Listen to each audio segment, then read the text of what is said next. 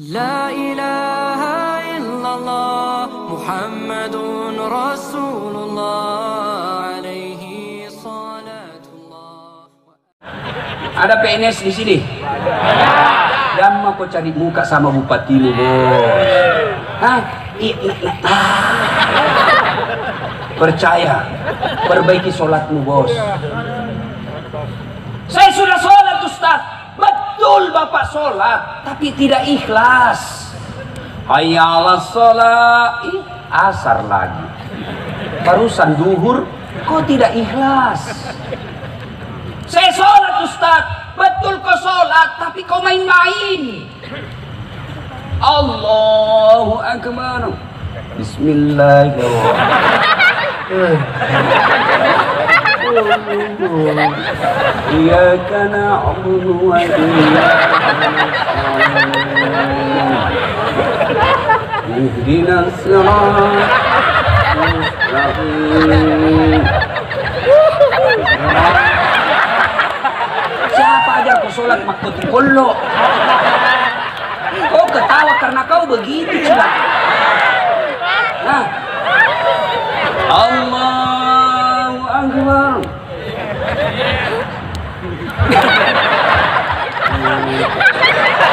Saya sholat mak keju-keju. Saya sholat, Ustaz. Kenapa hidupku susah? Betul ibu sholat, tapi celanamu itu juga kau pakai kencing. Itu juga kau pakai masuk toilet. Itu juga kau pakai futsal. Itu juga kau pakai pergi ke pasar. Itu juga kau pakai ke kantor. Itu juga kau pakai main olahraga. Lalu kau pakai lagi padahal situasimu boleh kau ganti. Bagaimana Allah mau senang sama kamu? Oh, saja menghadap sama bupati kita pakai parfum kalau perlu yang palsu. Dipinjam ikat pinggangnya orang supaya kita berwibawa. Mau kau ketemu Allah pakaian seadanya boleh, tapi menunjukkan kalian tidak serius ketemu dengan Tuhan. Allah. Ada ibu-ibu tanya, Ustaz, boleh orang tidak pakai BH orang sholat? Boleh sah, tapi masa tega ketemu Allah tidak pakai BH? Apa ketemu saja bupati tidak pakai BH? Apa enak? Nah, rempak kau benena, mah kurang ajar ini. Sholat tidak pakai celana dalam.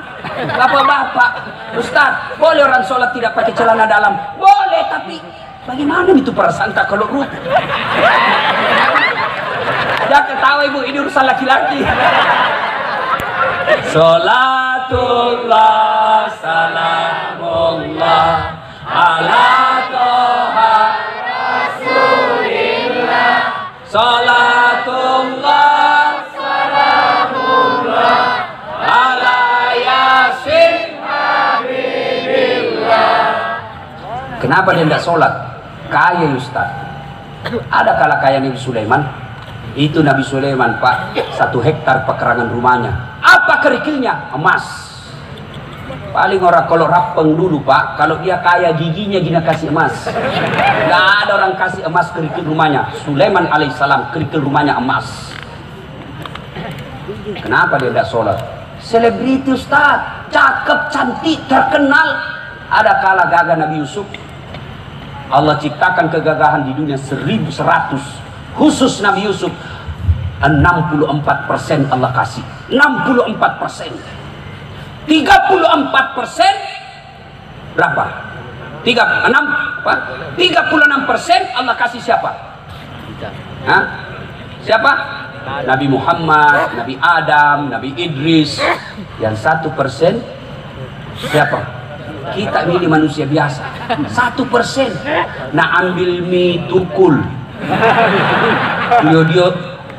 Claudia Sintabella, Nisa Sabya, Rusdi Masuk, Das Atlati. Berapa mami didapat, bos? Bagaimana bisa dibayangkan bagaimana gagahnya Nabi Yusuf? Sehingga ketika Yusuf alaihissalam, ibu-ibu dikasih pisau, suruh ngiris-ngiris bawang. Ibu-ibu, iris kau bawang. Yusuf alaihissalam masuk Nabi Yusuf lewat di depan ibu-ibu yang iris bawang. Dia tidak sadar, dia iris tangannya karena lihat gagahnya Nabi Yusuf. Tangannya dia iris. Kita lewat, jangankan tangan, bau sakulu. Yusuf cakap tetap beribadah kepada Allah. Kenapa sih dia tidak sholat? Bupati Ustaz, tinggi pangkatnya, wali kota, anggota DPRI. Ada yang kalah pangkatnya Rasulullah Muhammad SAW. Beliau adalah penghulu para nabi. Beliau adalah panglima perang saat itu. Beliau adalah presiden kalau sekarang ini. Bukan cuma membawahi Madinah, tapi beberapa berdua taklukan Islam pada saat itu. Beliau tetap sujud beribadah kepada Allah. Agapi? Kenapa dia tidak sholat itu ada? Sakit Ustaz. Ada kala sakit Nabi Ayub alaihissalam. Ayub alaihissalam seluruh anggota tubuhnya dimakan oleh ulat. Melenting-lenting ulat dari pipinya, dari pahanya, hati dan lidahnya saja tidak dimakan oleh ulat. Tapi beliau tetap sujud beribadah kepada Allah. Coba. Tidak ada alasan Pak. Kalau orang gagah, terus di masjid, anggota DPR, bupati, tidak sholat, orang masih bilang, ya banyak uangnya, banyak kapalnya, kaya, terkenal, tinggi pangkatnya, bupati dia, bebas rumahnya, banyak mobilnya, ya wajar. Bah, sudahlah, paling tidak dunia dia sudah dapat. Nah, untuk ini nona, kita pengangguran, nggak ada kerja, rumah kontrak-kontrak, nggak terkenal, muka jelek, bau kalepak. Kau nggak sholat lagi, ke laut kau jadi tude dong. Yang ketawa serius orang ini. Itu ada masalah, perbaiki sholat. Kenapa itu paling tetangga Ustaz? Hari Jumat saja dia sembahyang. Itu pun paling terlambat datang, paling cepat pulang. Assalamualaikum, lompat nih. Wah, proyeknya Ustaz jalan terus. Masuk dia ambil caleg, menang misalnya Ustaz. Banyak duitnya, tapi tidak sholat. Betul itu yang kita lihat. Tapi apa yang Bapak tidak tahu? Istrinya selingkuh. Apa yang Bapak tidak tahu? Anaknya 3. 1 pengedar, 1 pengisap, 1 kawindari di bawah pandang. Apa yang Bapak tidak tahu? Dia di rumahnya, di kantor dia hebat. Semua orang takut sama dia. Siapa? Hebat di kantor, di jalan dia hebat. Sampai di rumahnya Hello Kitty. Kita jipale bu, diintimidasi sama istrinya. Baru 1 jam keluar. Di mana kok Pak? Di mana kok? Ada aja. Di mana kok? Dia kok lisu kok? Tajam di pale bu, tajam ni aja macam kutu. Banyak duitnya, tinggi pangkatnya, tapi takut sama istrinya. Ayo Pak, tak ada guna. Banyak duitnya Ustaz, tapi apa yang Bapak tidak tahu? Dilarang makan nasi. Duit 7 miliar dilarang makan nasi. Saya pernah pergi ceramah ke Italia. Tahu Italia? Tahu? Hah? Tahu Italia? Tahu? Si Dendreng belok kiri terus lagi. Hah? 2 hari kasih saya roti, pizza. Saya bilang makanan apa ini? Saya ini orang Bugis bos, carikan nggak nasi. Nggak mempan, nggak mau yang perutku kalau roti. Biar kau kasih ke 1 baskom. Carikan nggak nasi. Baru 2 hari saya sudah setengah mati. Ini dilarang makan nasi, dilarang makan daging, dilarang makan gula, dilarang makan garam, dilarang makan ayam, dilarang makan ikan. Apa jadi sana makan? Ubi rebus. Duitnya 7 miliar. Rumahnya mewah, nggak bisa tidur dalam rumah. Mobilnya mahal, tapi stres di atas mobil. Mati kiri, mati kiri, reng, mati kiri. Itu kalau hendak sholat bos. Maka saudaraku, adik-adik, Pak, Bu, Bapak tidak usah cemas kalau anaknya sarjana pengangguran.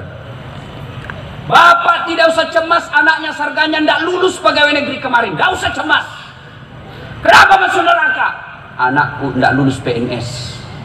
Kenapa kau masuk neraka? Anakku kasihan tugas tambal ban. Demi Allah tidak ada pertanyaan seperti itu di akhirat. Kenapa kau masuk neraka? Anakku tidak sholat. Kenapa kau masuk neraka? Istriku tidak sholat. Kenapa kau masuk neraka? Cucuku tidak sholat. Maka risaulah ketika keluarga kalian tidak sholat. 1. 2. Kalian mau sukses.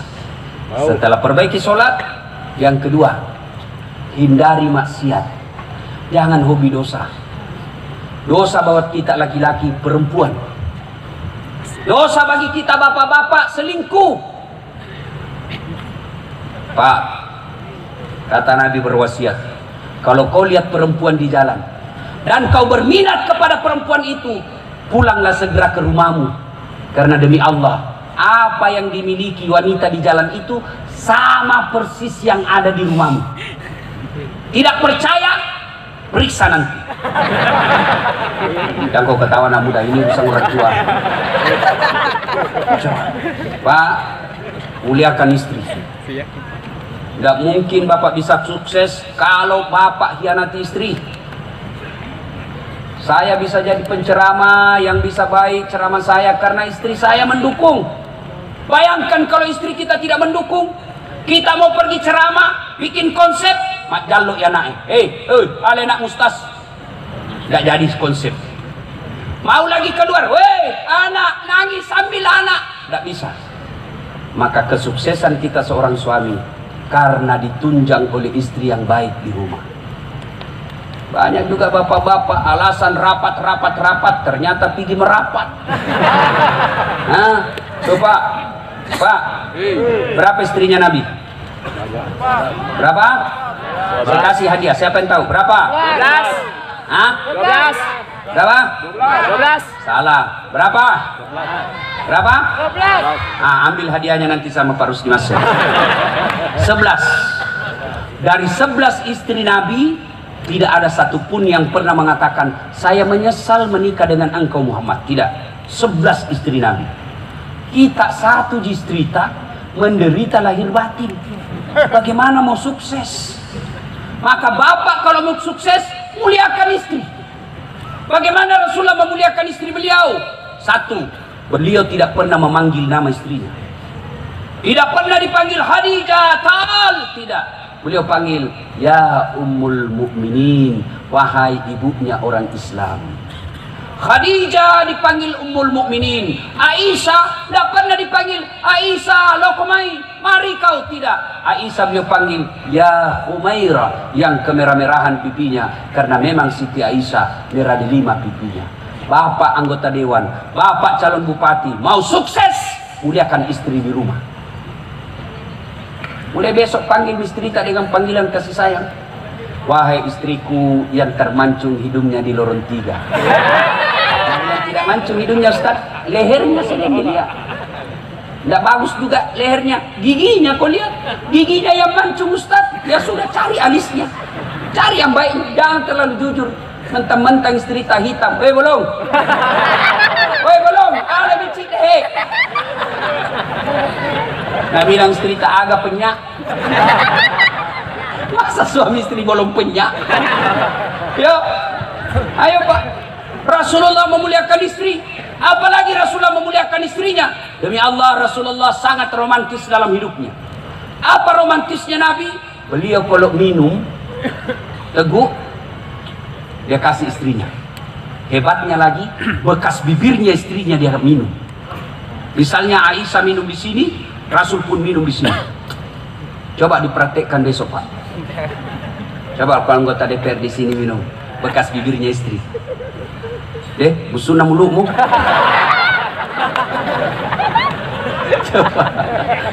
Rasulullah Sallallahu Alaihi Wasallam, kebiasaan beliau setiap mau keluar rumah dia cium istrinya sebagai sedekah. Coba mulai diamalkan besok Pak. Begitu bapak mau keluar, sedekahnya suami adalah ciuman di jidat. Jadi Bu, besok kalau mau keluar suami tak, nah lupa minta ki sedekah. Pak, sedekah. Ini ki. Jangan lama-lama. Nanti tidak jadi pergi kantor. Coba. Rasulullah manusia yang sangat memuliakan istri sehingga beliau sukses. Maka politisi, anggota dewan, orang kaya, pegawai, apapun profesi kita, mulai besok muliakan istri. Cuma kita juga ibu, jantung kisah wenang-wenang sama suami. Kadang itu ibu-ibu nakira suaminya tahanan. HP diperiksa habis.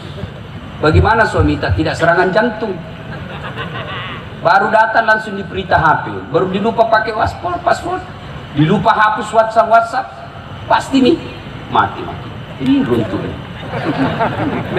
Ada orang sholat, temanku cerita, begitu dia sholat, bunyi HP-nya, nggak pakai password, istrinya ada di rumah, gelisah dia, Baru takbir pertama langsung bunyi. Bayangkan kalau rakaat terakhir mina bunyi, dicambuk mami cepat langsung diambil. Ini baru pertama, nggak mungkin kita berhenti sudah angkat takbir.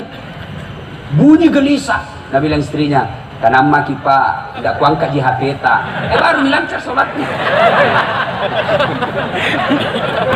Bu, ada tuh gitu ibu-ibu paranoid. Mana tahu semua HP ta? Bagaimana kau tidak dibohongi? Pak, Bu, ada 3 bohong yang boleh. Dengar ini bapak-bapak anggota dewan. 3 bohong yang boleh, Pak. 1, bohongnya seseorang untuk mendamaikan orang yang bermusuhan. Boleh. Misalnya saya musuhan sama B, bapak datang ke B, salamnya Dasat, padahal saya tidak pernah. Lalu bapak datang lagi, salamnya si B, Dasat, padahal tidak pernah. Itu bohong seperti itu boleh mendamaikan orang bermusuhan. Yang kedua, bohongnya seseorang untuk melindungi jiwa orang baik. Saya dikejar sama pemabuk, sembunyi kah di rumah tak? Ditanya, mana Dasat? Saya tidak tahu. Malah bapak berdosa kalau jujur waktu itu. Kejar, mana Dasat? Cepat ku ada di dalam. Berdosa Pak. Yang ketiga, bohongnya seorang suami untuk membahagiakan istrinya. Boleh. Contohnya. Dasar Pak Balik. Apa ya? Begini contohnya. Bapak beli ulang tahun seperti Pak Hermes ulang tahun. Ibu Titi beli baju. Baju ini tidak disuka warnanya. Datang, Deng, selamat ulang tahun ke-47. Bagaimana ini baju? Nah bilang Pak Hermes, wih, bagus sekali ini baju. Nggak ada samanya di Sulawesi. Padahal jelek. Malah Pak Hermes bohong kalau jujur waktu itu. Selamat ulang tahun, Deng. Ini hadiah baju untuk kita. Belum dimatuhi. Apa warnanya ini? Nggak tahu warna. Berdosa bapak menyakiti hati istri. Maka bapak kalau mau bohong, bohong seperti itu. Bagaimana masakan sayang? Dia bilang, wih, tidak ada kalainya di sidra. Tidak ada samanya ini. Padahal mah pejeh. Boleh bapak bohong seperti itu. Lain itu tidak boleh. Bagaimana kalau punya istri 2 Ustaz dirahasiakan? Beratin pertanyaan. Bilang kita saja begini. Kenapa kau sayang? Selama ini saya tidak tahu ada istrimu. Baru kali ada istrimu saya tahu sekarang. Bilang makin begini. Sayang, ku sayang kau jadi kurahasiakan. Saya tidak mau sakiti perasaanmu. Jadi kurahasiakan. Nah Allah takdirkan hari ini kau tahu. Mau milih apa? Ini takdir burukmu. Kau harus percaya qada dan qadar. Mau kau marah tempelin mak, tapi percayalah sayangku, engkau tetap menjadi ratu dalam istana hatiku. Baru ambil berlian, kasih pegang, baru peluk, bawa ke tempat tidur, berhenti marah. Coba memperhati Pak. Kalau parani. Hei bapak saudara-saudara sekalian, ibu mau sukses juga suami, dukung suami. Bagaimana caranya? Ibu-ibu jangan makin berkeliaran di jalan. Pergi suami tak sosialisasi, kita bantu dengan apa? Pagi-pagi sholat duha, jam 8 sholat duha. Selesai sholat duha, WhatsApp suami tak, Pak, jangan menghalalkan segala cara dalam pilkada ini. Allah sudah takdirkan siapa yang akan menang. Yang Allah nilai hanya kegiatan dan usaha. Tidak ada yang sia-sia di sisi Allah. Kalau kita datang bersilaturahmi, sosialisasi itu pahala silaturahmi namanya. Dan makin cemas, sudah Allah tentukan. Saya doakan kita yang terbaik buat kita Pak. Salam sayang selalu dari istri tak di rumah. Senangnya perasaan.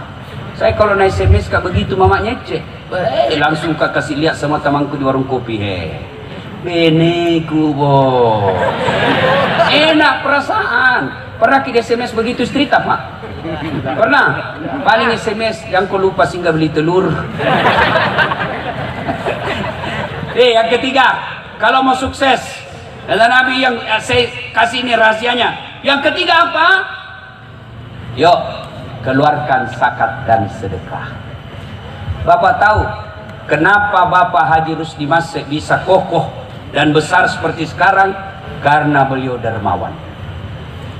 Banyak uangnya memang Ustaz, Biar banyak uang bos, kalau seke nggak ada gunanya. Apalagi ini calon-calon bupati, jalan ki seke. Dek gak topoji to seke itu, percaya ki Pak, nggak ada orang suka orang pelit. Saya tanya ki, senang anggota DPR yang pelit atau dermawan? Dermawan. Senang calon bupati yang pelit atau dermawan? Senang tetangga yang pelit atau dermawan? Senang suami yang pelit atau dermawan? Semua senang dermawan. Tidak ada orang suka orang pelit. Bahkan orang pelit sekalipun, demi Allah tidak suka sama orang pelit. Belanja kopi rumah sekeki, padahal dia juga seke. Nah, tapi dengar baik-baik Pak. Bapak kalau mau menyumbang, jangan kasih orang 200.000 dari orang ke orang, karena itu namanya money politik. Bapak nyogok. Di samping Bapak melanggar undang-undang pilkada, juga nak tunggu kok malaikat nanti kalau mati kok. Sogok namanya. Lalu bagaimana caranya Ustaz? Bawa ke masjid. Luruskan saja niat. Orang pilih ki, alhamdulillah tidak terpilih. Selama masjid itu dipakai beribadah, Bapak dapat transferan amal meskipun Bapak sudah jadi arwah.